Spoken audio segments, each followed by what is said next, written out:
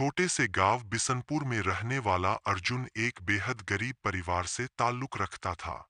उसका घर कच्चा था और पिता मजदूरी करके घर चलाते थे।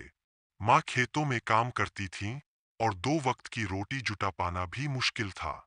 लेकिन अर्जुन के अंदर कुछ कर दिखाने की ललक बचपन से ही थी। गरीबी ने उसे कभी कमजोर नहीं किया, बल्कि उसकी आंखों में बड़े सपने भर दिए। बचपन की कठिनाइयाँ।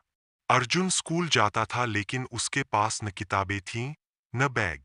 फटे पुराने कपड़े पहनकर वह रोज स्कूल जाता और अपने से अच्छे हालत वाले बच्चों को देखकर भी कभी हीन भावना नहीं लाता। वह जानता था कि मेहनत ही उसे आगे ले जा सकती है।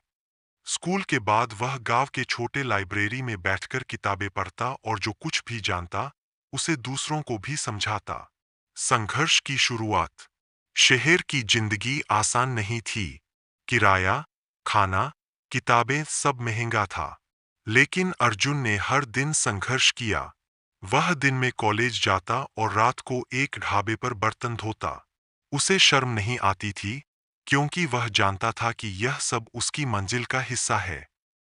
शुरुआत में उसे कई परेशानियां आईं, लॉजिस्टिक की दिक्कत, कर्मचारियों की कमी, ग्राहकों की कम संख्या, लेकिन उसने हार नहीं मानी। उसने हर समस्या से कुछ न कुछ सीखा और अपने काम को बेहतर बनाता गया। सफलता की ऊंचाई। संघर्ष की शुरुआत। स्कूल की पढ़ाई पूरी करने के बाद अर्जुन को कॉलेज जाने के लिए पैसे नहीं थे। लेकिन उसने हार नहीं मानी। वह गांव में बच्चों को ट्यूशन पढ़ाने लगा और दिन में खेतों में मजदूरी करके पैसे जोड़ने लगा। धीरे धीरे उसने इतने पैसे जमा कर लिए कि कॉलेज में अर्जुन पढ़ाई में अव्वल रहा।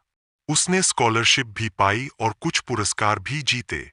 उसके अंदर एक उद्यमी बनने की चाह थी। एक दिन कॉलेज में एक प्रतियोगिता हुई जिसमें छात्रों को एक नया बिजनेस आइडिया देना था। अर्जुन ने एक ऐसा विचार रखा जिसमें गांव के किसानों की मदद से ऑर्गेनिक उत्पाद शहरों में बेचे जाते। यह आइडिया सबको पसंद आया और उसे एक छोटी सी फंडिंग मिली। स्टार्टअप की शुरुआत। कॉलेज खत्म होते ही अर्जुन ने अपने इस आइडिया पर काम शुरू कर दिया।